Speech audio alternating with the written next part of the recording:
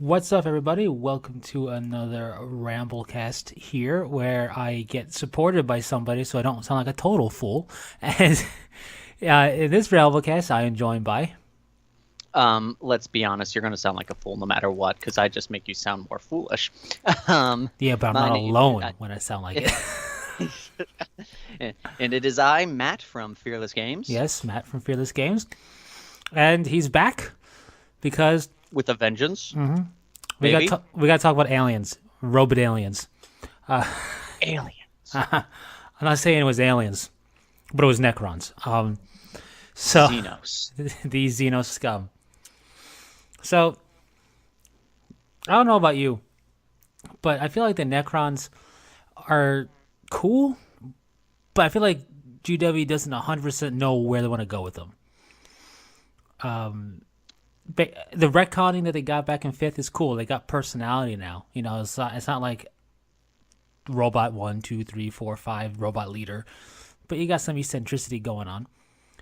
But it just seems like then that was it. And now the Necrons are kind of stuck in this weird temporal loop of like, what are we? They're definitely Rubits. Yes. I'll say that much. That was basically all you got when 3rd edition came out and they premiered. Well, the second time around, because they were in second ed for like a brief mission, and then they decided to make a whole model line out of it. They back then, if anyone said what are Necrons, you go they're Rubits or they're Terminators, because that's basically all they were. But what you mean? Like you mean Arnold Schwarzenegger Terminator, not Terminator Armor Terminators? No, yeah, like Arnold Schwarzenegger Terminator. Exactly. So, I personally feel that game-wise, the Necrons were cool when they first came out and were an official army. Right. Fluff-wise, they were blander than white bread, because it was just, they're robots. Well, what do? They rise from the ground. And what do? Kill anything that's not a Rubit. And what else? Fade away when too many Rubits die. And that's it. Yeah, it was really like people complain about how like, oh, they got these eccentric leaders. Like, well, they all before that they had, and they're enslaved by Catan with no will of their own. Yep. It's like great. That's all they were, which was great for the Dawn of War series. Oh yeah. But you could tell that you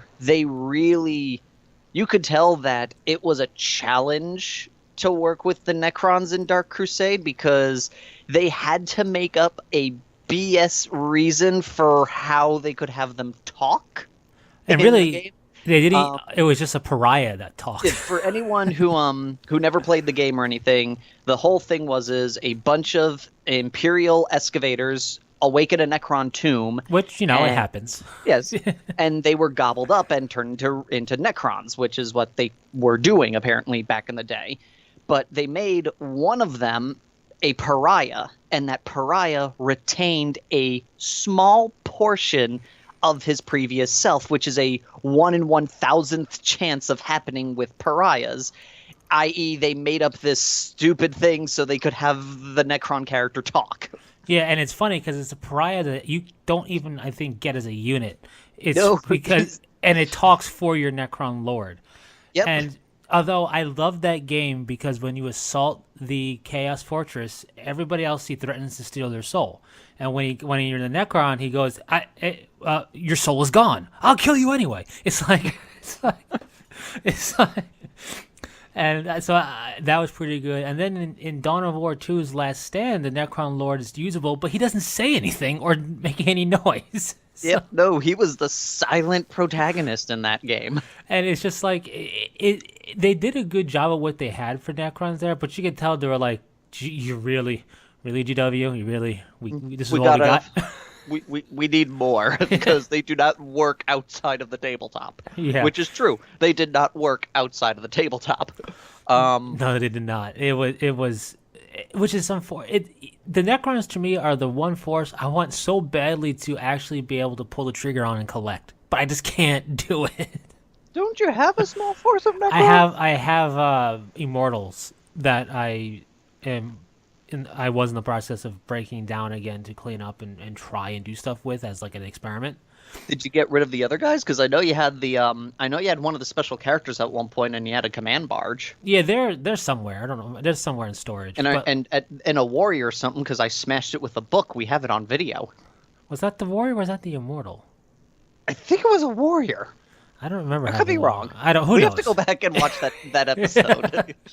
But like, I could never actually fully collect them cohesively because of just multiple reasons, which we're gonna peruse through here as we talk about them. But yeah, no, when they up until fifth, all Necrons were robots. Like it was a case of if they didn't have the Nightbringer or the Deceiver, because those are the only two in existence at the time. Which was a whole big confusing mess with the Deceiver and his fluff also. It got really confused. Because there was a point where people were convinced the Deceiver and the Laughing God of the Eldar were the same character. Because in the Eldar's fluff, it was in the Nightbringer's fluff, it was that the Laughing God tricked him into eating all of the other Satan. But then when you read the Deceiver's fluff, it said the Deceiver tricked the Nightbringer into eating the other Satan. And people were like, wait, so who deceived them, or are they the same person? Yeah, it got confusing. And the thing, the pre-5th edition Catan, or whatever you want to call them, the Star Gods. Catan. I like that. I usually just end up saying Star God. But That's not wrong. yeah, they were much more powerful than what you get now, because they were not bound. But the problem is that they were powerful within the limitations of the scope of how rules were back in the day, like before we had apocalypse stuff and gargantuan things and Primarchs. In essence, back in the day, in the Third Ed Codex, the Necrons were the antithesis of, at the time, why the Primarchs wouldn't be made models at the time, because you had these godlike beings, Literally star gods. and you would sit them on the tabletop and go, that's it? Or they'd be just too powerful and you would just mow over everything. Yeah, I remember in fourth, whenever, like, the Deceiver was cool, but if you're going for raw power, you plop the Nightbringer down, people were like, oh god, how am I gonna kill that? It's a bunch of times of playing against you guys, that was like the only reason I nearly won a game, was because I brought the Nightbringer. Yeah, because he gets plopped down, and you're like, oh great. So everything fire. 2 up save, 3 up invode, 20,000 rules to make him not die, and then when he does die, he kills everybody within 6 inches of him. It's like, okay, everything, just shoot him. Just everything, shoot him until he stops moving, and then keep shooting it after he stops moving. It's just like, so, and even the Deceiver, because I played against the Deceiver in a tournament once, and I had to basically redeploy via just moving everything away from the Deceiver, and just phase out the Necron player in order to survive. Yeah, no, the Deceiver was really nasty. He made Dark Eldar go like, come on, guys, because he was just nasty at the whole moving around game. Yeah, the whole retcon that they did with Necrons to give them more of a personality, and I was fine with. The thing that I was kind of like, oh, come on, was what they did to the Star Gods, because pre that, you had the Nightbringer on the loose, the Deceiver on the loose, supposedly the Void Dragon on Mars, and supposedly something beyond the galaxy, one of the ones that went insane and left the galaxy. The Outcast. Yeah, and that it was really cool because it was oozing with potential of plot there. And the Void Dragon might still be on Mars, or at least the imprisoned shard of the Void Dragon might be largest on Mars. shard. Yeah. It's now implied it's the largest of the shards. Yeah, it's just that I feel like they did. I feel like the way they went with the Star Gods was like, come on, we have the Primarchs coming back. You could have literal Star Gods, kind of, or at least not so much like. I just didn't like the whole we imprisoned them and broke them to a bunch of shard things. Because because the powers they gave them were really neat, and it would have been cool to see more done with that. Now, I'm actually surprisingly kind of in the opposite corner on that front. I really liked what they did with the Satan because I felt fluff wise, looking at the Satan as they were back before the retcon, I was like, how is the Imperium going to survive? These things just cannot die. And I feel like with this whole like Necron avatar, in a sense that they built with them, I feel kind of makes it more believable that these guys can be running around and the Imperium isn't just screwed over more ways than they normally are on any given day. Yeah, I get that. For me though, what I mean is, we went from having two, one in slumber, one in exile, so four total known, Mm-hmm. but two active, to having like 40 million shards active. It's like what? Like I just feel like they became like no frills. You know what I mean? It's like Well, I feel like they did that because they wanted to give an excuse for why they're in every army, and I get it. And they wanted an excuse for why they got a power downgrade.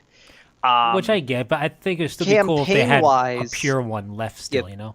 campaign wise, well, I like to think that the Void Dragon is the closest to being pure. Because like my theory is like what I like my own headcanon is that the Void Dragon was slowly reforming itself, and the Emperor found the nexus where all the shards were gathering and went no, and buried that in Mars, so that there may be one or two shards left of the Void Dragon out there, but they can't find the whole of its host because it's buried in Mars.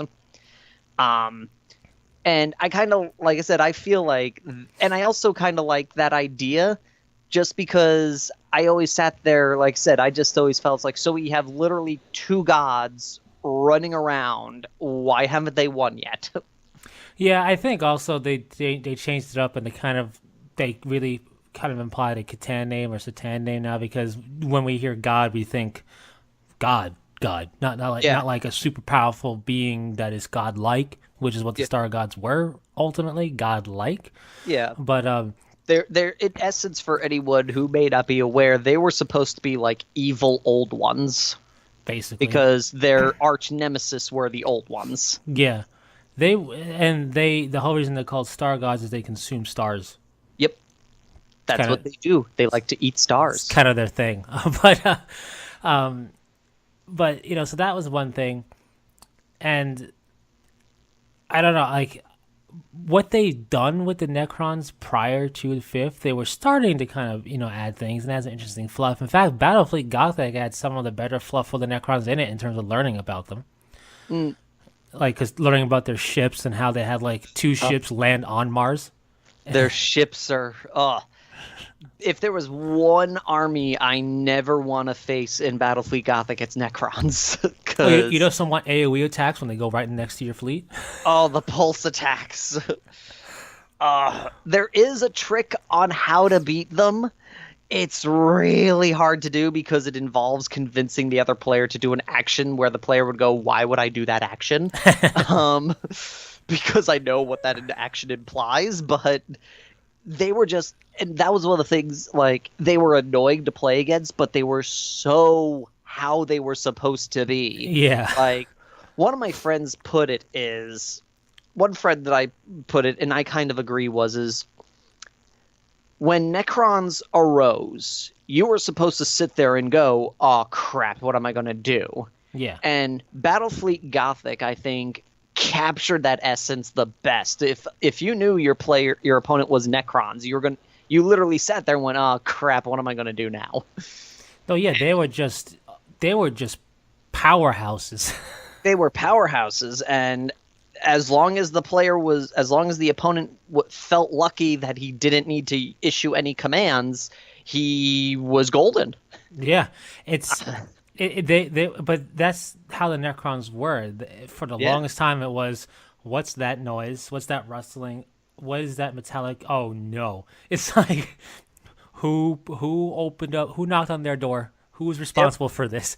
But like, what was cool? What I really like about the Necron ships, above all, in terms of the fluff and everything, the lore, was they don't use the warp to travel. And every time they've been registered on sensors, they're registered as slowing down still. So even though Yes. they're ungodly fast, it's like they're ungodly fast while braking. It's like, Yep. I think the Necrons were actually their inspiration for how the Tau travel. Because the Tau are described as traveling as they basically compress gravity around themselves and catapult themselves forward. And I think they got that idea from just how the Necrons travel, because the Necrons themselves, well, they can go into like the webway and such. It's really hard for them to do because there's always an Eldar ship there going, "Get out!" that's true. You definitely got the Elder ships going, get out. But And it's the only time where they might actually make them get out. that's true. So, And though one thing I did find also interesting before, like that I was a little sad that they didn't keep in the reboot, was prior to the reboot, warp energy killed them. Kind of like for good example, Cyclops' eyes against Sinister's immortal body, where just by getting touched by his beam, he's just like, my body is disintegrating. What's going on? And that was why the Blackstone Fortresses were created, because the Eldar were like, oh, warp energy kills these things. So they built cannons that shot literal warp at them. And I always thought that was an interesting concept as to why they didn't use the warp as a form of travel, because of just how nasty and deadly it was to the Satan. So I'm a little sad that's gone. yeah, I mean, it's weird because like it's gone until they bring it up again. You know what I mean? Like, Yeah. Like Well, it's one of everything those is things. gone until it's said. Like, prime example would be like pretty much anything that was made by a GW employee and then they left and never carried over to the codexes. It's gone until they decide to bring it back. Yeah, it's one of those weird things. But I don't like the ships were really cool. The concept behind the ships, and Battlefield got to talking about like two of their like smaller ships breached Imperial space, landed on Mars, and then had like a whole bunch of Tesla cannon Necrons fight on Mars. Like, and they were eventually destroyed. The ships were eventually wiped out, obliterated, presumably phased out, from doing everything back to where they came from. But like the fact that just two, no, not escorts, just two ships breached Imperial space, which is in the fluff still the most heavily defended sector of the galaxy. And, Yes, it is the not Sol even system. Abaddon has managed to breach into Terra space. Yeah, and they landed on this neighbor Mars. They landed on it and basically commenced attack. It was like whoa. So Yeah, no, that's a huge deal for them.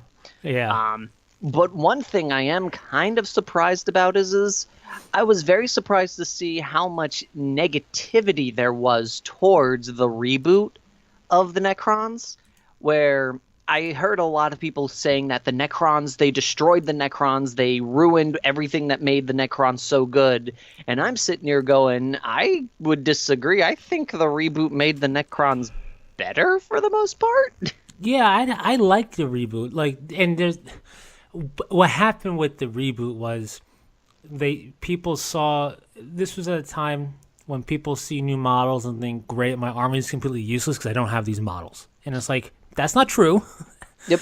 So they saw Doom Scythe and they saw everything else and they were like, oh man, now I gotta rebuild your army. It's like, no, the only thing you kind of get screwed on is Pariah's poofed. But you can easily say that Pariahs are now Lichguard. End of story. You know what I mean? Yep. So it's like, everything you have still works. You still have the monolith, which is still unfair for everybody. Like it's still good. So it's kind of like that case of like you have like an older edition thing where like it's kind of like playing in Magic the Gathering and saying, why can't I use my Urza block cards in standard? Because Why are my Power 9s no longer valid? yeah, exactly. It's like that was from a different time, and Necron Codex when they got retcon was from a different time. The old one. So like it needed to be freshened up to what the edition was about, and even still, they still had their Goths. They still were Necrons. Yep. It's And like- they got rid of the blaringly huge problem with Necrons in third edition, which is if you didn't just buy nothing but warriors, you just liked losing because Yeah. you're gonna phase out too quickly. which is really unfortunate because conceptually, lore-wise, it was so good. It made so much sense. It made so much sense. Totally But- agree, but like in like we reality, it was terrible for both sides. said, like if you did it like. If you weren't playing 4 squads of Necron warriors, you were losing in turn 2. Because if it wasn't a Necron warrior or an immortal, it didn't count towards the number of Necron models you had to destroy to phase out. Yeah, it was a case of you either took a whole bunch of warriors and immortals, or you took a ball of 2 big Necron squads and you hid them Necron warrior squads. And you hid them in the corner somewhere and pray they couldn't deep strike near it. Yeah, you get 2 Necron warrior squads and then all the monoliths. Yeah, and then you hide those warrior squads and you pray that you're not facing Space Marine Terminators because Yeah. they'll deep strike there and wipe you out. So basically, Yep.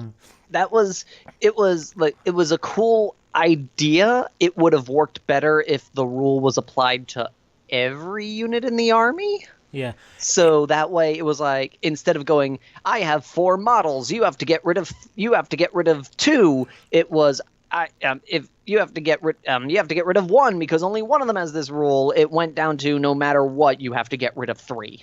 yeah, it would like the problem with that rule is even if they did improve that specific rule, it ruined, not so much ruined, but it made the Necron players could never truly play to the mission objective. They had to play to not get phased out. Yes, Because everybody would just definitely. go for phase out. So Yep. Well, that was the only like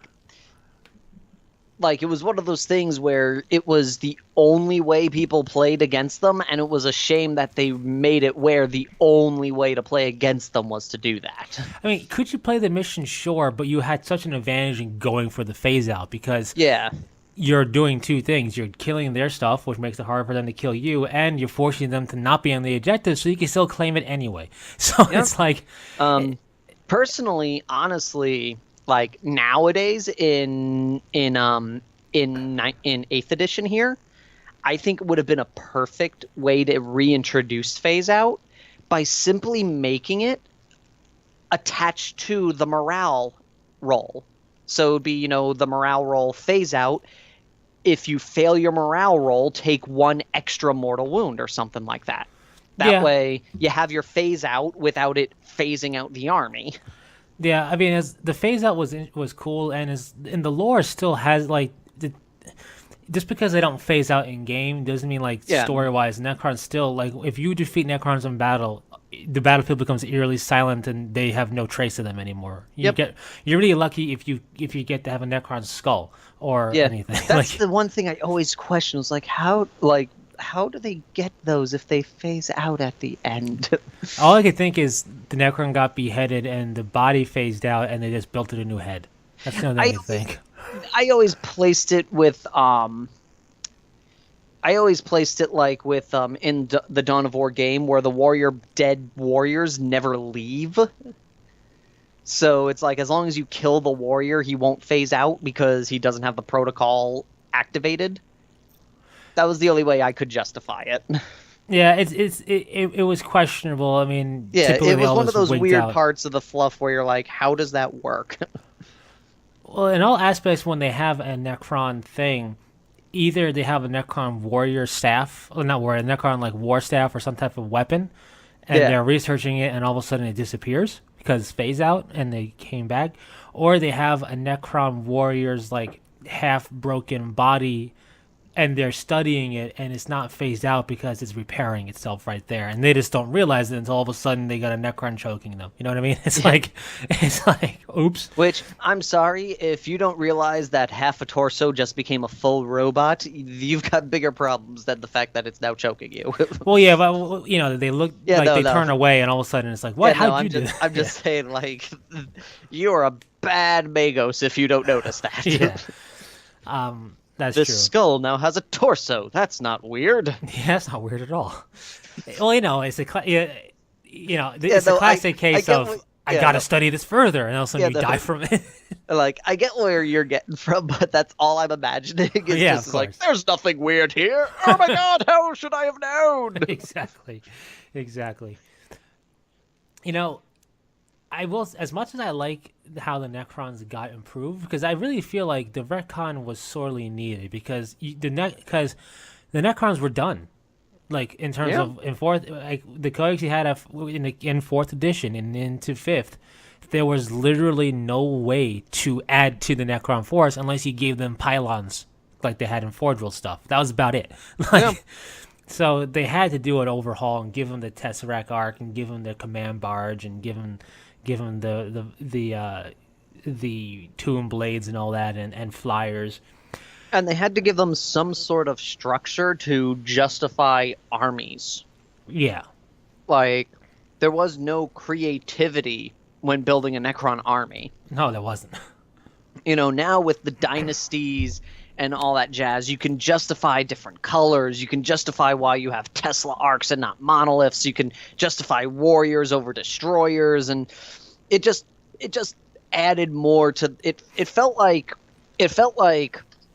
if you wanted to be creative with your Necron force, no matter what you did, it was so against the fluff it hurt. It did. I mean, in the old fluff, what they showed, because they even showed in the old codex, here are some examples how you can do color schemes. You can do them metallic, you can do them ceramic-y with metallic joints, and Yep. it just represents how the Necrons were built in that particular tomb world. But that was like all you got. Past that, it was like, and you have warriors, you have immortals, and you have destroyers, and you have this. I do wish pariahs were still a thing, though. I really do. I'm surprised they got rid of the pariahs. I guess they weren't selling too well. I guess. I always liked their look, and I always liked the concept behind the pariah, even though they didn't have a pariah rule, which you would think they'd have being called pariahs, but They had something without it being named that. Like Yeah, before well, we had like an official pariah name yeah. for the rule. like I think they minused one from a leadership to psychers or something. And like did fear I to have a them or codex something. right here. Why shouldn't I? Why am I guessing? Yeah. But like they were cool, and the whole story behind them was creepy. It was like if you had the pariah gene and Necrons discovered it, they won't kill you. They'll just make you wish you were dead by turning you into a pariah. Yep. And it's like that's really scary. Let's see, pariahs. They were psychic abominations. Any psyker within 6 inches of the pariah at the end of their turn must make a morale check or fall back along with any squad they are leading. If the psyker is in close combat at the time and fails the morale check, he will not fall back, but will only hit on a 6 in the assault phase for the turn. So they had the original psychic abomination rule that Colossuses now have. Yeah. And this is for their fourth ed codex or third or whatever, right? So, This is their third ed. Yeah, yeah. So that's nothing how it is now because they don't have pariahs. So it's like, But like that was where that whole rule spawned from, and it was great. yeah, it was cool, and I really liked their look. I thought it was really cool. I did like that a lot because, like we said, they basically were fresh Necrons. Yeah, And they looked like fresh Necrons because their visual aesthetic was nothing like the rest of the model range. oh yeah, because I mean they were Necrons in the sense that they're part of the forces, but they were basically human Necrons because it was a human turned Necron. Yep, because basically, because if you look at the model range, it was all these like metal skeletons, Yeah. and then you had the pariahs, which were so basically you had a bunch of T8-100, T8-1000s, and then RoboCop. Basically, in terms of the structure of them, yeah. Into the way that they looked, and you're just like, that was awesome, and the staffs that they had. And, Oh yeah. And yeah, like you said, you can use them as just cryptex, but who wants to use a cryptech when they could be pariahs? Oh yeah, or like the Lich Guard, even make them Triarch Praetorian. Like there's stuff with similar enough war gear that you didn't have to worry about buying the new model. You could just use that, and it would look unique and it would stand out. Yes. Now, my big thing with the Necrons though is they are like, to me, in many ways, the Necrons and the Tyranids are mirrors, not by design on purpose, but the Tyranids are purely biological. They do everything via evolution and all that. The Necrons are super advanced tech that have borders on magic. Nobody even comes close to their technology. It's impossible because it's just like what they do, and That's and they accomplish things in a similar manner, and the Tomb Worlds can react in a similar manner to how Hive Fleets can. And while they're nowhere near identical, I just look at them as mirrors of how, like, here's one purely biological and one basically purely mechanical force. And with that, I just feel like outside of the Warriors and the Immortals stuff, once they started introducing like death marks and stuff, I felt like they were getting mundane. Like the Necrons lost some of their allure for me because their tech is crazy. They got staves of light and war sight stuff that look. It's a staff, all of a sudden it shoots you and you're dead. Like it's not normal looking. It's not like a plasma gun in their hand, but even though it might act like one, let's say, right? But then you get the death marks and it looks like a Tau sniper rifle almost. It's like that's not what a Necron would hold. A Necron had this unrecognizable thing that snipes you. You know what I mean? Like, like why are they holding a machine gun looking thing or whatever? You know what I mean? Like, that's what really hurts them for me is that because they still have the Immortals and the Warriors, which their guns are like, yeah, they're vaguely similar to anything else because it's a tube, but like it's a tube. It's not like a bolter or a pulse rifle. And you have your staffs of light and your war sights and everything that look very different. But then you have like death marks looking one way. You have tomb blades. Like what was really cool about the Necrons were the destroyers, which they still have. Yep, and I'm glad that the wraiths got upgraded because I think I like the spidery look better than just the Necron with a tail. Yeah, the Canoptech wraiths are cool. They're just I like the creepy factor of it's a Necron turned wraith, but the Canoptech wraiths do look cool. They're more like it's just an AI construct thing alongside the Canoptech spiders. But like Tomb Blades and even even the Doom Scythe, I just feel like why we have the pilot in such a mundane way? Why is there even a pilot? Why isn't he like integrated in, or why does he look like he's got an orb in his center, but he looks like he's clutching standard sticks, and the Tomb Blade just looks also like why is he piloting it? I think that goes honestly. I think the mindset behind that is reading an article about one of the model designers. He said that one of the things that they strive to do with everything is continuity across the board so that every model has a feature on them that is similar to where when you see that, you can pick out that feature and then immediately connect it to everything else. So I'm thinking like they threw in like why is there a Necron warrior in there is so they can go, oh, Necron warrior, he's obviously a Necron unit without reading a name or being told it's a Necron unit. I get that, but like for example, destroyers, they are jet bike centaurs. Let's be honest. So, it's very obviously Necron, but he's not riding a jet bike. He is the jet bike. So like you can, but he has the similar feature. Like I think they would have looked better if they did sort of like a destroyer theme, where you don't actually see a warrior in a bike, but have him like integrated into the bike. That's what I mean. That's what with the Tomb Blades, like instead of having it straddling it, let's have it be like a bunch of wiring and cables to a torso and a head. Yeah. No, I agree with that. Totally. Yeah, that's for me when I saw that range. Like, come on, really? It's like these guys have the most advanced tech with a point where one of their staves exists 0.3 out of seconds out of phase. You can actually rig it where the guns are where his hips should be. Yeah. So it looks like his body forms into the guns, and they just said, well, let's just slot him into a jet bike.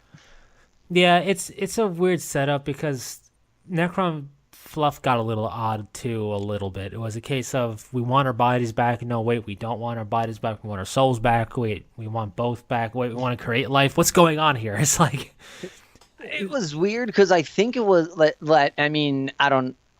At least the last I checked, it was still everyone that wasn't a elite choice or higher doesn't have the idea that they used to be human or they are aware they used to be human but don't really care, and it's the elites and higher that actually care about being human again.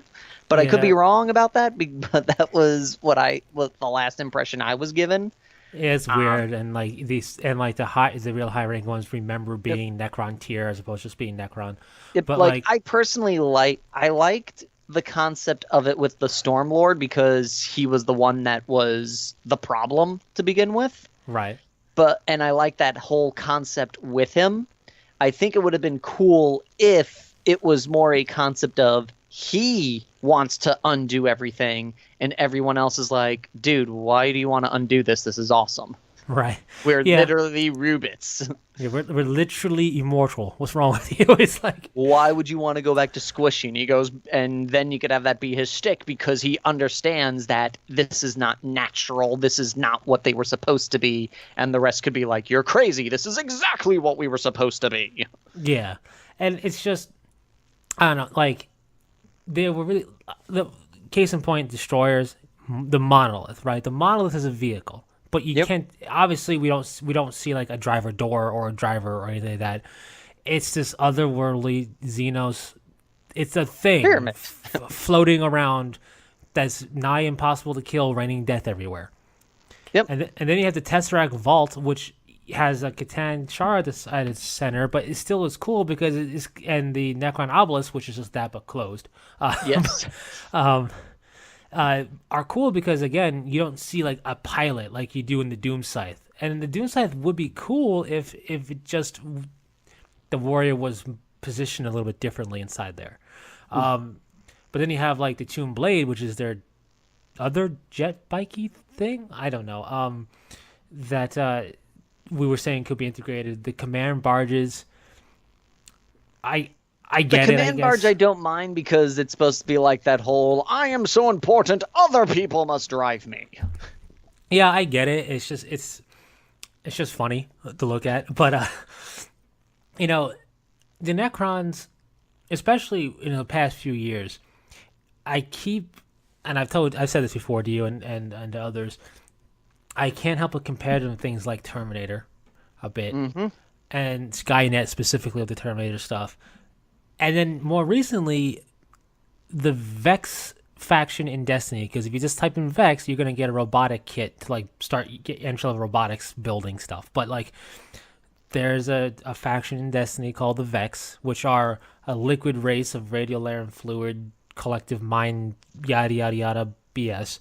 Yep. But Some of their dudes kind of look like the pit droids from Star Wars. kinda only better because They're they made for killing.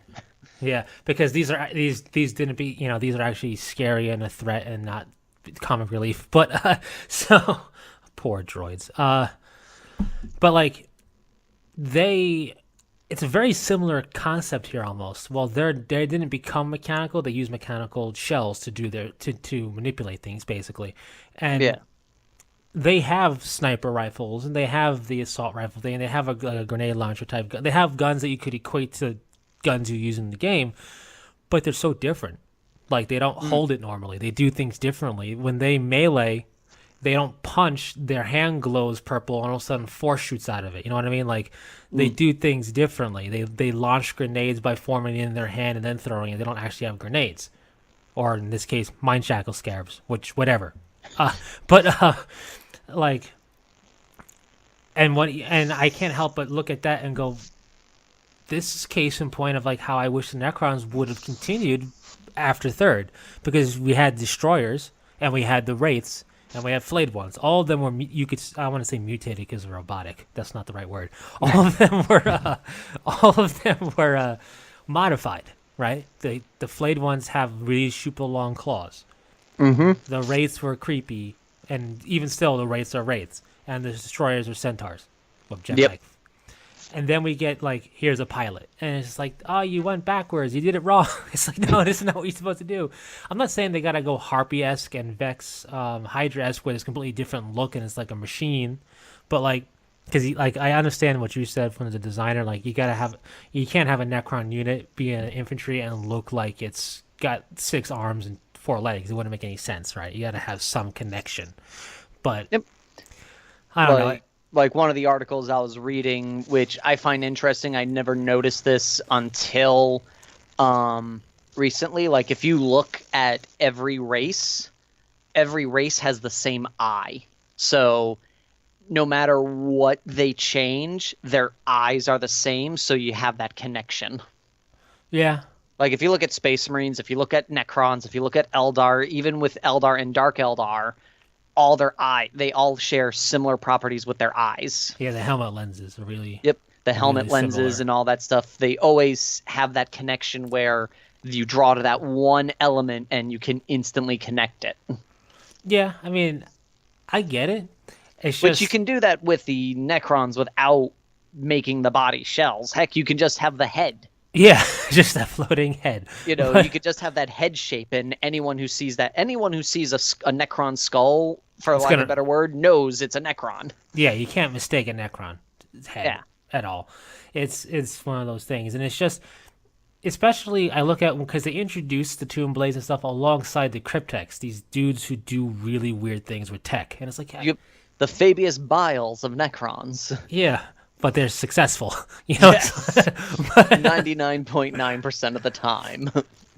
Yeah, and I do like the one thing I have to give DW credit for, though, you know, regardless, is even in third ed Necrons and even now with Necrons, you can do whatever scheme you want and concept for them, and and not just like, oh, I made my Necrons metallic purple because they are so regal, but like you could, you can the lore reason behind them you could do is really always has been up to you. It could be back in the day. It could be Catan overlords directly controlling them.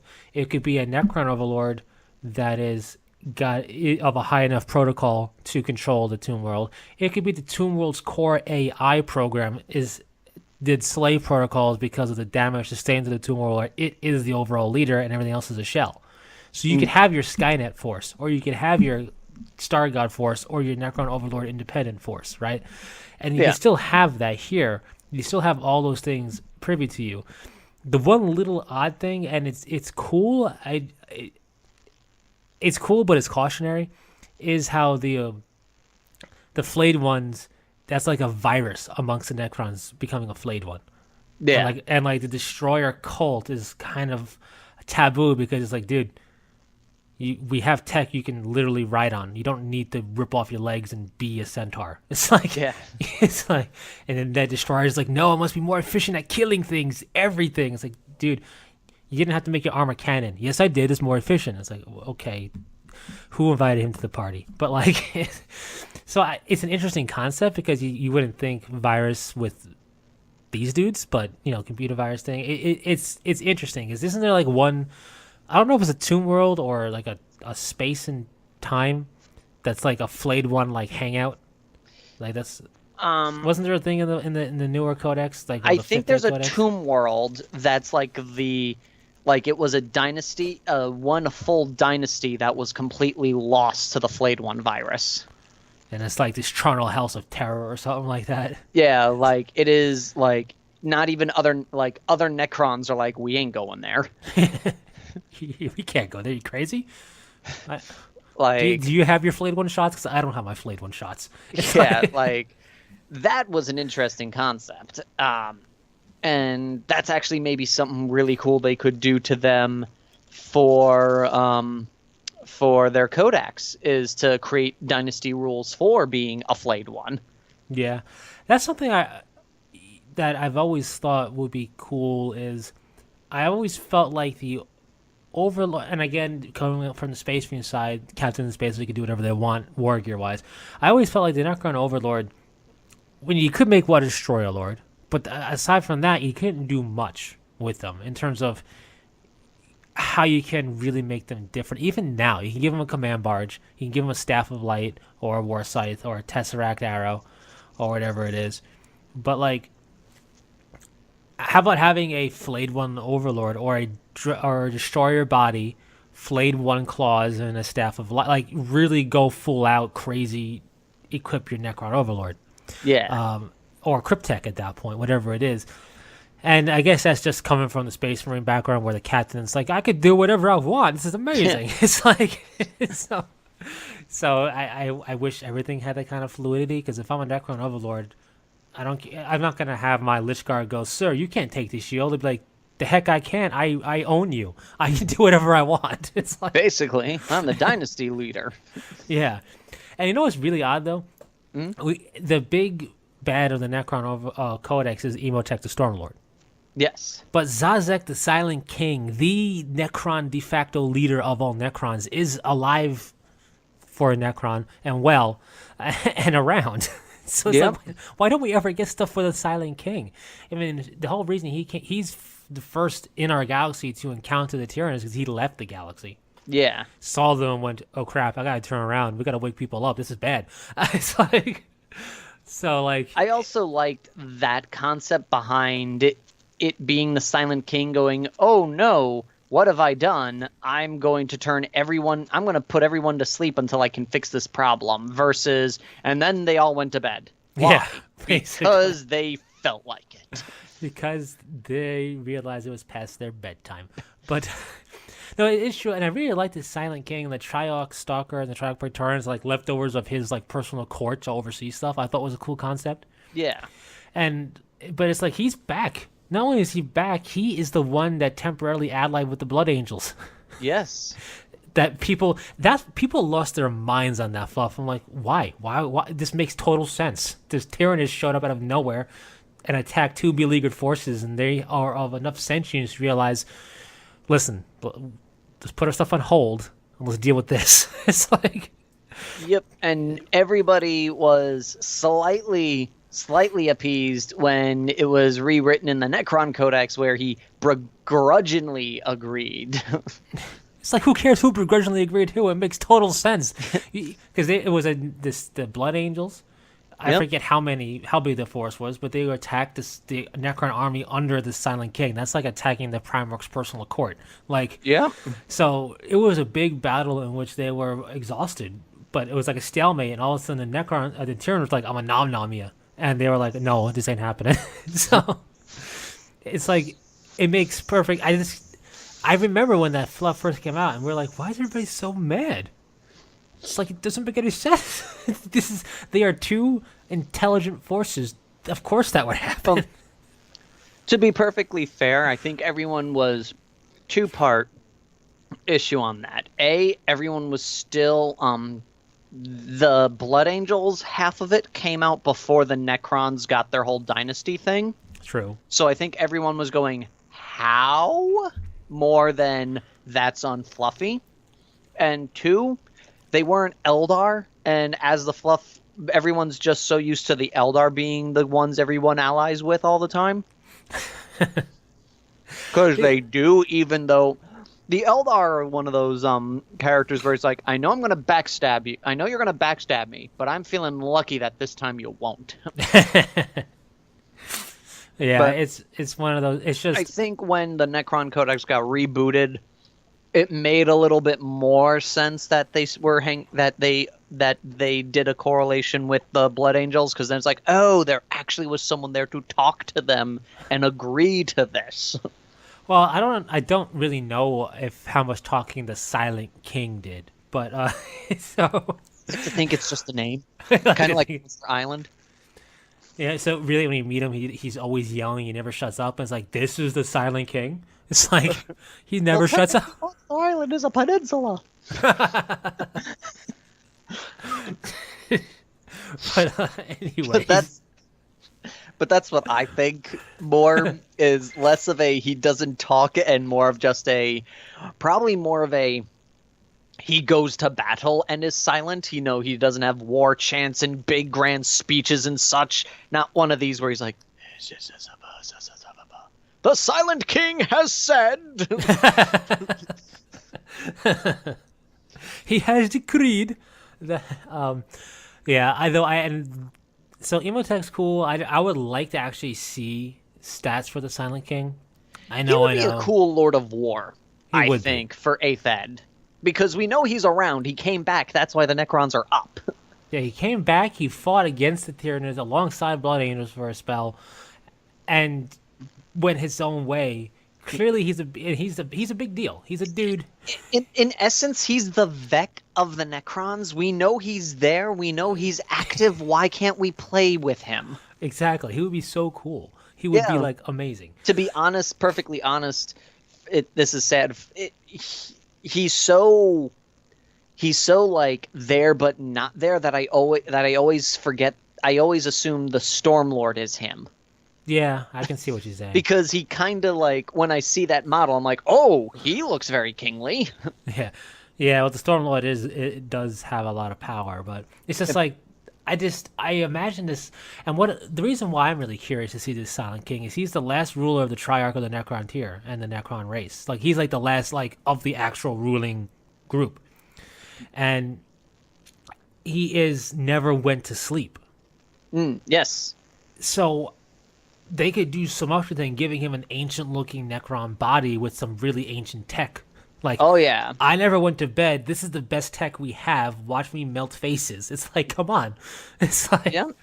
Why? No, like, you can do quite a bit with him. And like I said, you just make him a Lord of War to justify him being broken. Basically, yeah. But like, I do like the other Necrolords, like Trazyn the Infinite, the one that has the museum. Because it's been heavily implied he might have a Primarch in his museum. He might, yes. And there has been implication that he might have a Primarch in there, or just has a really old Legionnaire. Yeah, either way, he has a really old thing. And how he thought the Inquisitor's army that was sent to kill him was a gift. That was fantastic. I also like the other dude who every army he faces he thinks are Necrons. Yeah, he's kind of got a quirk where he doesn't realize he's a robot. Yes. And he doesn't realize, he thinks he's still fighting the old wars. Yep.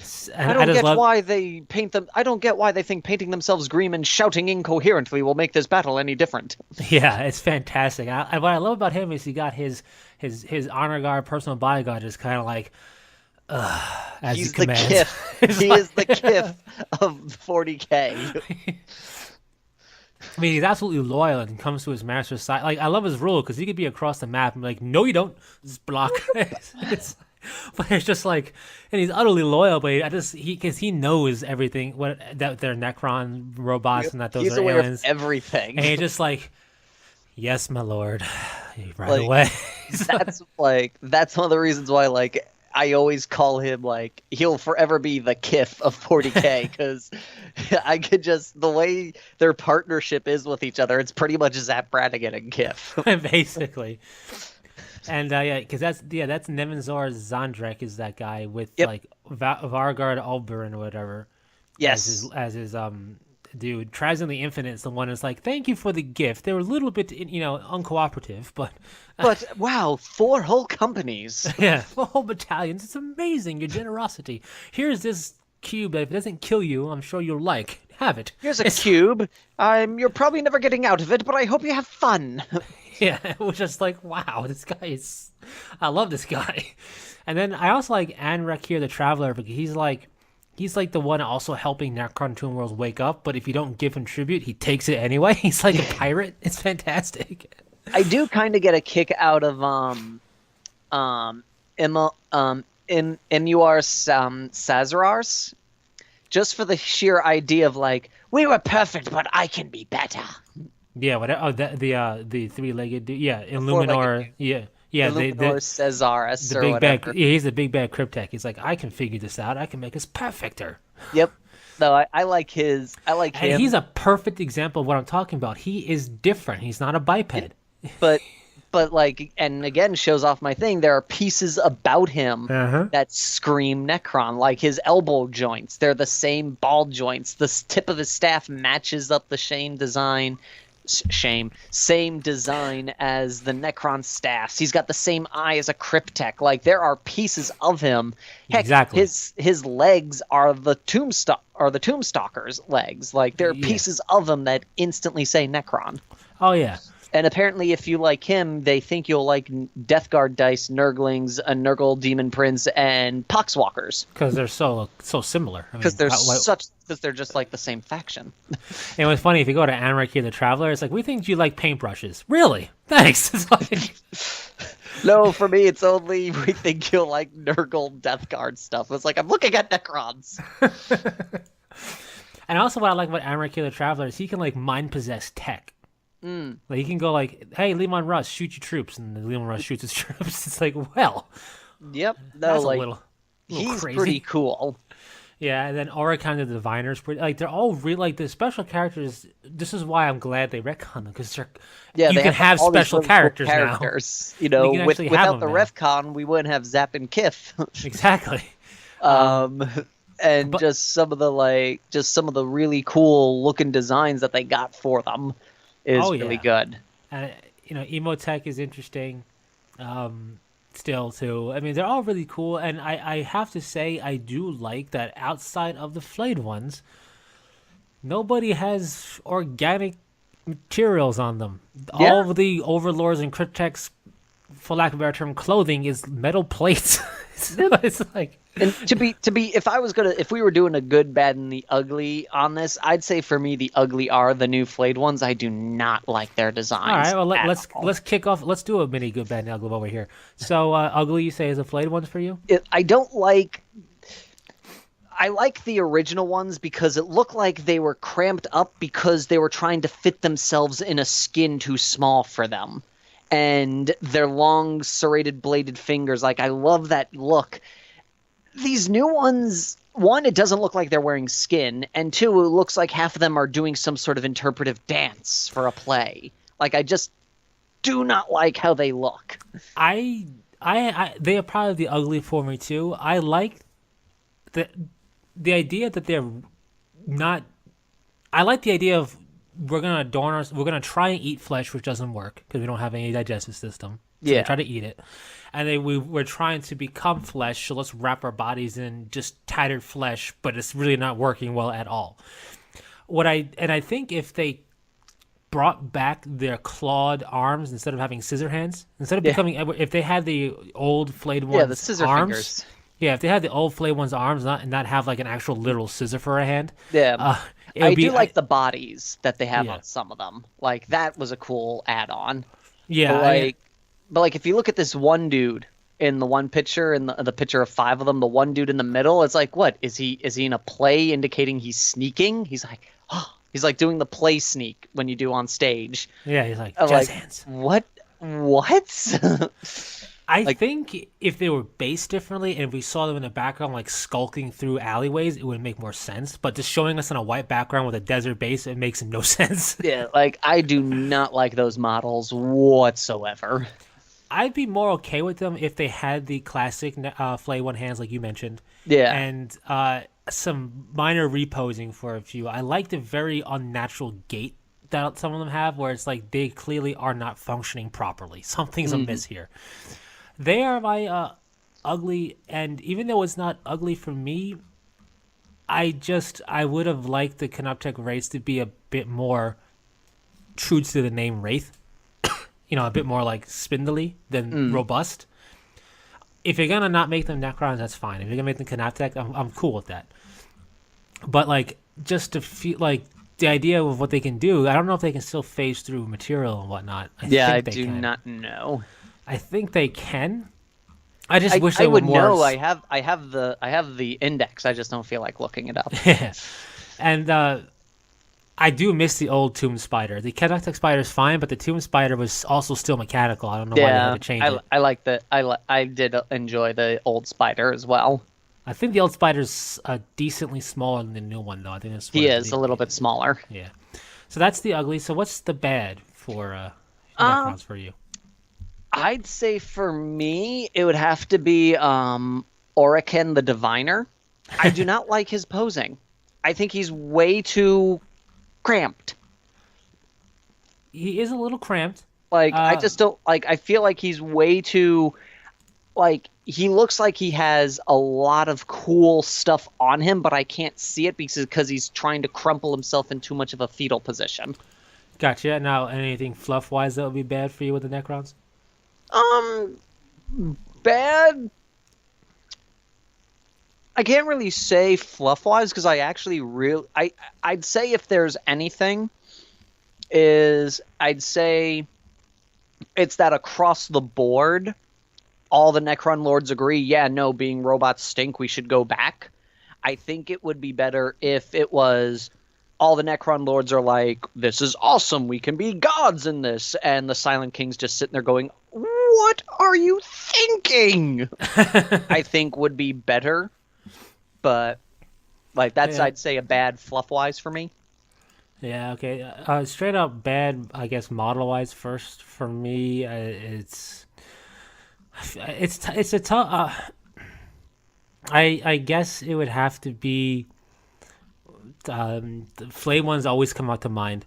But what it would have to be is the simple fact that if you wanted to make up your own Catan shard, you have to base it off a Nightbringer or Deceiver or buy the Tesseract Vault and use that thing. And I wish there was like a build your own Adventure Catan kit. So you can so you didn't have to, because some people, I've seen some really awesome conversions out there for like a Fire Lord Catan and stuff like that. But like that's based off the Deceiver, and another one was based off the Nightbringer. It'd be cool if you could be like, here are some things to put together your own shard of a Star God, so it could just represent some of the powers a bit more. You know what I mean? Even without that, if at the very least, because it looks like from right now the Satan are all generic. There's like no actual Nightbringer. There's no Deceiver. It's just a generic. You build Satan. them close to it. You just go, oh, hey, here you go. Why not just make all 4 Satan models? That way we have options to reflect what we can do with them currently as their unit piece. That, I think, would be a better solution. It would be, but still the problem with the Satan is that's the old fluff. In the new fluff, most of the Star Gods survived. They didn't get the Nightbringer didn't really devour too many, and a lot of them became shards. So you have like umpteen to choose from. That's what I mean. Like maybe like because there's the 4 big ones, right? The Void Dragon, the Deceiver, the Nightbringer, and well, you can't really use the Outcast, but you can make one of the other 4 that you have there, and just say, okay, here's 4 different Necron shards. Or at the very least, a third model that is like a generic Catan that doesn't look like the one in the vault. Yeah, because the one in the vault's clearly getting his energy drained. So it's like, if it was like just a generic third Catan would be better. So that's kind of my bad. Fluff wise, for me, bad. I just think it's not so much that they're fluff. I have a particular gripe with their fluff outside of the classic "get off my lawn" thing. It gets kind of old. It's that they're not. I feel like they're underutilized for certain things, and that's because of the classic case of there's too many bad things to throw at a certain plot. Yeah, and chaos is the ultimate evil in the galaxy. It is. That's the chaos gods. They want to crush everything. So I feel like things like the Necrons kind of get pushed to the sidelines and be like, oh, look, did you hear what happened in the sector next to us? Apparently Necrons wiped it out. Let's see it. Nah, here's some chaos stuff. Okay, great. So it's like, I also feel like it's a case of, if they're not fighting Eldar, they're fighting the Imperium, and we very rarely see them just straight up murder some Tau or something like, or orcs, like, which we know that they fight because of the fluff. Yeah, and we know that they would. I mean, at this point, at this juncture, we know they would fight Tau, and we also know, based on their crazy tech, that they could be one of the few forces that could be unimpeded by the current state of the galactic map. Yeah.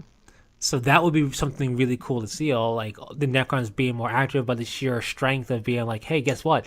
These warp rifts and stuff don't affect us. Whatever. That's quaint. How cute. It's like, and what's good? Like the good thing that you pick out. I'd say for me, the good is the concept of the Necron dynasties. I feel that opened up such a wide realm of possibilities for the Necrons that made them interesting.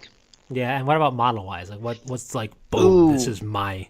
Model-wise, I'd have to say it has to be the new Necron Overlord, because I think the War Scythe being an actual scythe is the coolest thing ever.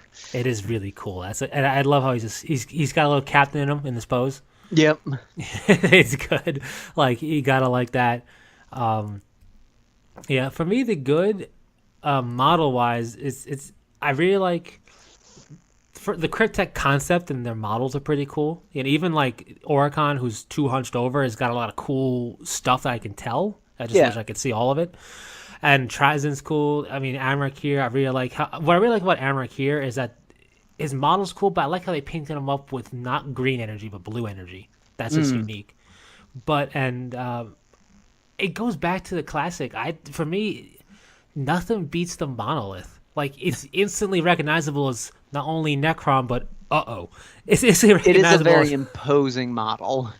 It's so, you look at it, and I love the way that Dawn of War 1 handled it, where that was your main thing you're upgrading, and eventually you got a monolith. Yeah, it's like, okay, now I win. Basically, your base turned into the monolith, which I always thought was cool. Yeah, so it's just, all the models are cool, like that I mentioned. I really like the stuff. I wish there was more, like I mentioned, the Death Mark, I wish had, like, just didn't look like a rifle he was holding, but I still like the models. The Triarch Stalker is really, really cool, but it can't beat a classic. Like, nothing beats a classic, like the Expendables have said. And in this case, the brass knuckles are a monolith.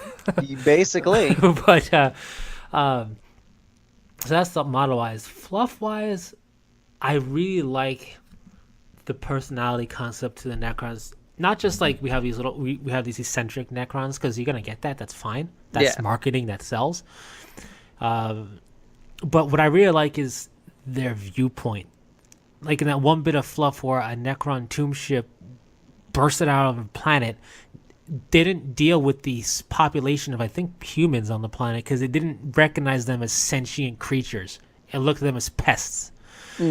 But blew up a cloaked Eldar listening post that had been watching the planet for millennia, and then went about its business. Like, it ignored the people on the planet because it thought there were nothing more than bugs and animals, but blew up a thing nobody knew existed and then left. Like that, I love that. That is that neat. mindset. Like that sticks with me for the Necrons, where it's like, look at this this planet's infested. Not worth my time. Yep. Basically, like, you can tell what you can like. Going off of that, what makes it so cool is they're like one race that doesn't consider the Imperium a threat. Yeah, they're like, whatever. This is, how cute. Like, it's kind of like one of those concepts of the Imperium going, Eldar are annoying, but they're no chaos. And then Necrons are going, the Imperium think the Eldar are not a problem. They are so wrong about that. Like, it shares like that whole... not everyone shares the same opinion on the level of threats that everyone has in the galaxy.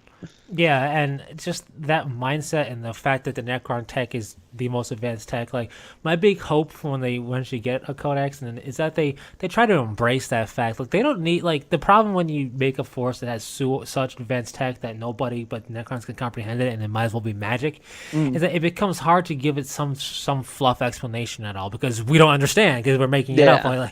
And I get that, but as long as they don't try too hard, they can just make really cool sounding things like Catan, Shard, Temporal Flux Cannon or something. Like, it doesn't have to be. You just give it a bunch of really wacky techno and chrono based names if they're gonna do like Orc and stuff. And all they gotta say is it's this highly advanced tech appears to more mundane eyes to blow something up from the inside out. That's all you gotta say. When really it's a convoluted series of neutrino micro neutrino star implosions or something. We're already making up stuff that scientifically can't happen, so just keep going with it. Just dive off the deep end. Just don't do it, but follow the cardinal rule. And the cardinal rule of sci-fi crazy tech is you don't try to make it make sense, like literally. Literal sense. You just have fun with it, and don't if we know what a neutrino is, or if we know what a dwarf star is, whatever, obey those things, right? Yeah. If a planet has a certain definition, a centaur celestial body has a certain definition, follow that. But past that stuff, have at it. And the bigger second rule of sci-fi and even fantasy, don't get wordy in explanation of temporal mechanics. Just let it happen. When no explanation is going to work. Surprisingly, if you really watch Next Generation, they don't explain a lot. Exactly. They say 3 or 4 They usually, like, I guess the best example is in one episode. It's like, can we use a tachyon pulse? Yes, a tachyon pulse will reverse the flux of temporal energy. And it's like, that's all you need to say. Yeah, and the watchers are going, awesome. I We're don't not know going. what you said, but could you explain it more? Yeah, and like one of the really good examples I give for temporal stuff and even like tech stuff is Terminator. Mm-hmm. What do we know about the time travel? You have to be enclosed in flesh for whatever reason, and clothing doesn't work, and weapons have to be internalized. Yep. Great, fantastic. That's all, and it's one way. Living, Fantastic. living matter is the only thing that can pass through. Yeah, and it's one way. That's They didn't really explain it any more than that in any of the umpteen movies, and it's fine. People are fine with that. Yep. And in what was it? Terminator 1 is like a plasma rifle in the 40-watt range, as a joke. But Yeah. none of that made sense. 40 watts is electrical, plasma is energy, but it's okay. It sounded like a technobabble gun. That's all you have to do. It's something like that. And then if you're going to do temporal mechanics, you don't have to say anything past it's a one-way trip or it's a temporary trip. Heck, just throw in like 3 technobabble words together and make it sound like it makes sense. Yeah, like you can have a phase pulse capacitor, and boom, it could be a knife for all we care, but it sounds cool. One thing I would say I'd like to see from them in 8th edition is focus on them not liking the Eldar. Like, not everything, like, everybody always seems to either be against the Imperium or against Chaos. Why not have 2 races basically going, screw the Imperium, screw Chaos, I want to get rid of that guy? Like, not everybody has to fight 1 or 2 of the established good guys or bad guys. And I think it would be cool if we had a 3rd war front, because then you got all this, an Imperial world could be in trouble because they're in the middle of a Necron Eldar battle. Yeah, I mean, I don't really think there's any good guys in 40K, but I get exactly what you're saying. Yeah, like, what I'm, in that sense, I'm saying is like they've always established you're either against the Imperium or you're against Chaos. And why not mix it up and be like, okay, you're either against the Imperium, you're either against Chaos, or you're either against Necrons, or you're against Eldar. Make it more you're against space Tau, drama-y. or that would be cool. I mean, it would harken back to the fluff of the Necrons, which the big battle was back in the day when it was just Eldar and Necrons, and that was it. It was a big battle against those two. And it plays off your fluff that you mentioned, how they showed up to Imperial World and go, you're of no interest, that Eldar thing is. Okay, goodbye. Yeah, I mean, and if they don't want to call out one particular faction because if they want to keep it open-ended so it's easy to throw any faction wherever they want, that's fine. Yeah. But it doesn't have to be, well, here's the Imperium or here's Chaos, like you said. Why not have the Necrons embrace their zero mortals plan that they have? Why not have them, instead of having Necrons, let them consolidate the power, what have you, but then let them go on a campaign of harvesting and purging. Like, indiscriminate, blow everything up that's not a Necron, because that'll it's an Eldar world, sure. Have them maybe prioritize what less known Eldar positions that they had in their star charts, which could be an Imperial planet now, it could be a Tau planet now, yeah, it could be actually just be the driving force going, well, when we were last awake that was an Eldar station, let's go attack it. Oh hey, there's a bunch of blue face people here, they ain't Eldar but they're still on our planet. Yeah, exactly. It's like, this isn't your planet. You never owned it. We owned it aeons ago. It's our planet. Or even the sheer fact, okay, there's no Eldar here. You're like, right, but they might come back, so we're gonna be ready. Yeah. Or like, there's no Eldar here. Hey, look at this. Isn't that funny? The indigenous population of insects is trying to hurt us. Brr. Blow it up. You could even use that as, like, I think it would be cool to use their feud more in establishing their activity. I like to see more of this in general, this 40K fluff feud stuff come back. Yeah. Because Thousand Sun Space Wolves, Dark Angel Space Wolves. They started doing it a little bit, but like currently now, I know there are some people that don't know that the Necrons and Eldar are arch enemies because they just don't mention it or play to it. They don't, and it's really unfortunate because the lore is established that is one of the biggest battles that happened in the galaxy was Necron v Eldar. It's Yeah. like And and what I also kind of felt a little bit sad about it is in the reboot Codex, they went, and some of the Eldar were aware the Necrons woke up, and some of the others were like, what are the Necrons? I'm like, wait a minute, whoa, whoa, whoa, whoa, whoa. You mean the race that almost wiped them out, half of them forgot? yeah, right? Like, in the Necron Codex, it was like some Eldar showed up to do mild resistance. I'm like, that doesn't sound like the Eldar I know. Back in Or the like day, it was like, Necrons, crap, let's get going. or like that could have worked, but it said some Eldar that were not occupied by Monkai races showed up. You know, like you Yeah. could put it in like some of the Eldar that had enough forces to spare their current campaign tried to slow down the Necron awakening. Something Yeah. like that makes a lot more sense. Yeah, like, it was very much established, like, that the Eldar basically kind of went, they're never coming back, and just forgot that they decided thousands of years ago they were going to watch out to make sure they never come back. And then Yeah. halfway through, 90% of them went, it's been 2,000 years, they ain't coming back. Yeah, it would be just to have that driving force would be cool. I agree with you there. It's just I just want them to embrace the uniqueness of their factions. The Tyranids, I mean, I did a what you think video on the Tyranids where I basically said, hey, look, Termagants look like they're holding submachine gun bio rifles. That makes no sense. Like, why can't it be? Why? I mean, it does in the case that they're extra galactic, but at the same time, it's also like, why would that be a symbiotic gun? Like, why couldn't it just be like a gland in their neck that shoots out stuff? But like, so with the Necrons though, it's like we are talking about the forces whose tech can melt molecules down and reconstitute to whatever they want, basically. Like They make planet size. They literally built a Death Star. they didn't just build a Death Star; they built something that made the Death Star look like a chump. Because the Death Star was a moon. This was a world. Yes, like, they literally can build Death Stars. And that's one thing I would love. Like that's my issue. That, I think, would be a really cool campaign for them, kind of like how the Cantor thing was. Yeah, exactly. Make a Necron campaign where if the Necrons win, a world engine has activated. But like to bring us to that point real quick, like you mentioned, either it's the Imperium is trying to be stopped, or something's trying to stop chaos, right? But yet we have in the fluff one world engine caused the death of one chapter to a man as they had to sacrifice their entire self just to make the world engine vulnerable. Not to mention, numerous other chapters took company level casualties.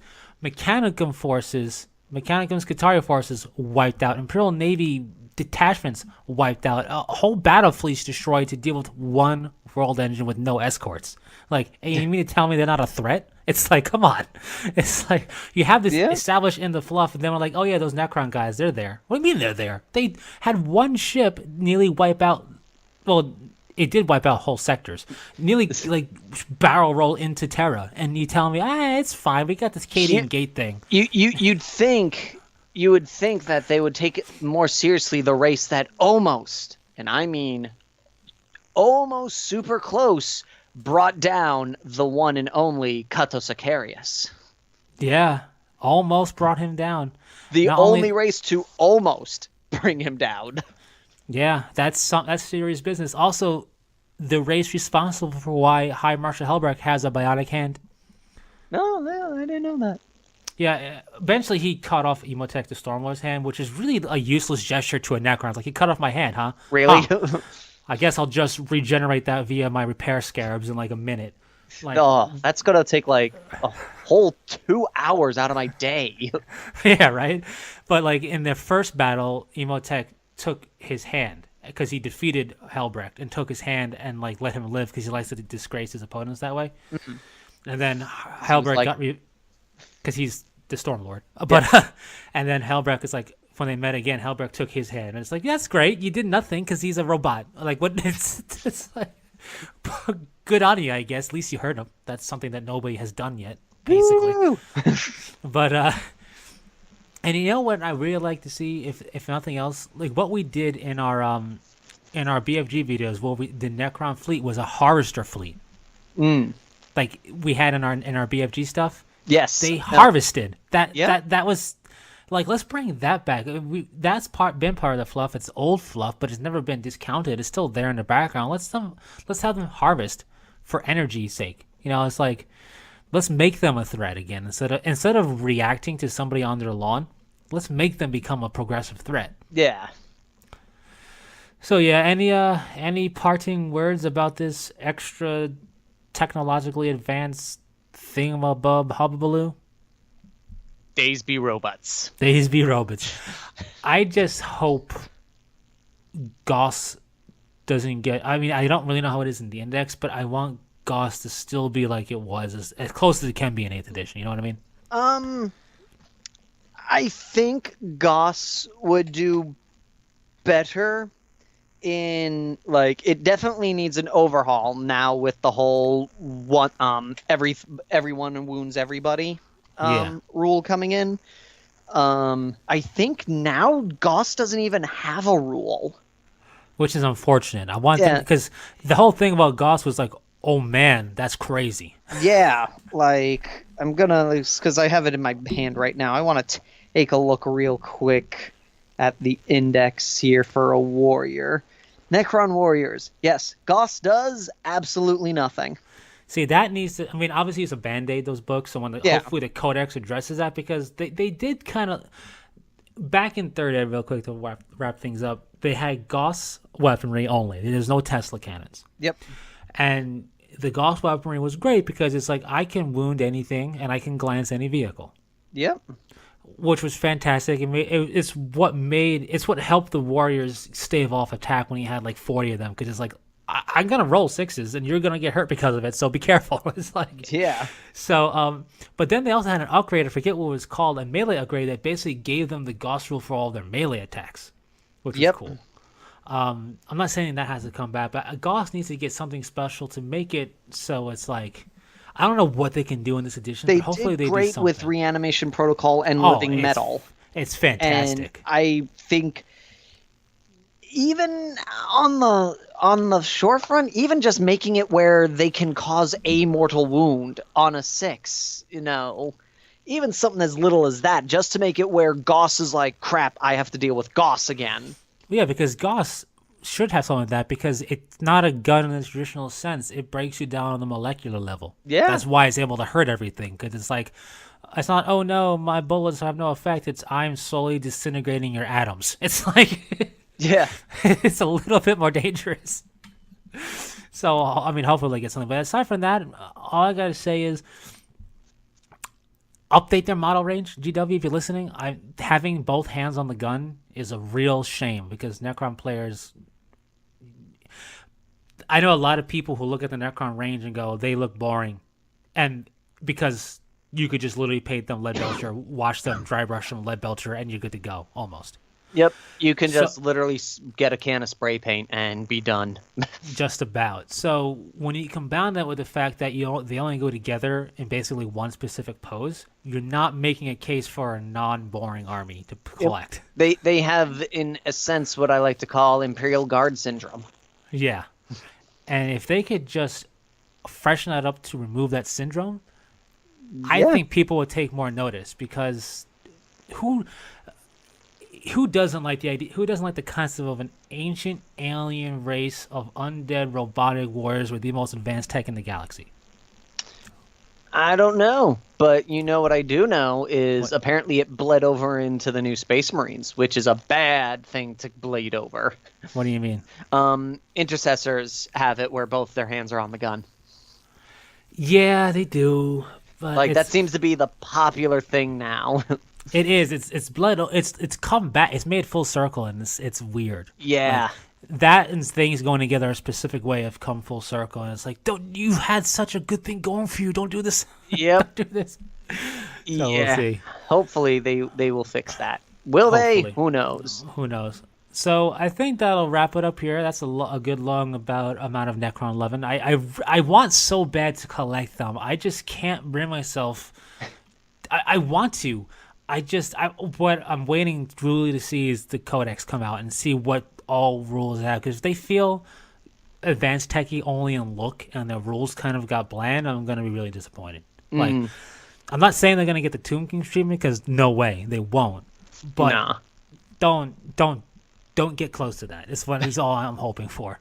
And so thanks very much for sticking this out. Anybody who has stuck this out, give your thoughts in the comment section about the Necrons. Don't forget to head over to the Fearless Games YouTube channel and Facebook page to check out things. We do stuff there. It's fun. Yes. We have our podcasts that are Which may or may not go places other than YouTube. Maybe one day. You'll have to go to our YouTube channel and find out one day. Ooh, scary. I don't know why I did a ghost thing. Halloween's approaching. It is so a month away. get your Necron mask ready, everybody, and become a Necron warrior. Anyways, any sign off? Just